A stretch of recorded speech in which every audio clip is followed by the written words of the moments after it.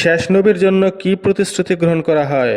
উত্তর: সকল নবীর কাছ থেকে বিশেষ প্রতিশ্রুতি নেওয়া হয়েছে শেষ নবী মুহাম্মদ সাল্লাল্লাহু আলাইহি সাল্লামের শ্রেষ্ঠত্ব ও মর্যাদাকে মেনে নেওয়ার জন্য, আর অনুসরণের জন্য এবং তার যোগ পেলে তাকে সাহায্য করার জন্য।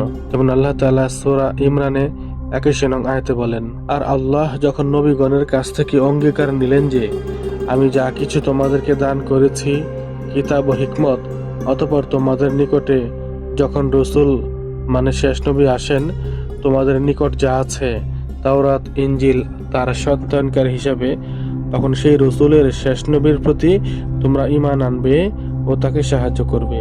তিনি বললেন, তোমরা কি অঙ্গীকার করছো এবং উপরোক্ত শর্তে তোমরা আমার ওয়াদা কবুল করে নিচ্ছ? তারা মানে নবীগণ বলল, আমরা অঙ্গীকার করছি।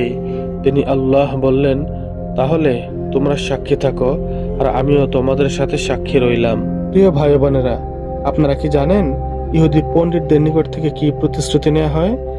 যদি জেনে থাকেন কমেন্ট বক্সে জানিয়ে দিন, আর না জেনে থাকলে চ্যানেলটি সাবস্ক্রাইব করে উত্তরের জন্য অপেক্ষা করুন।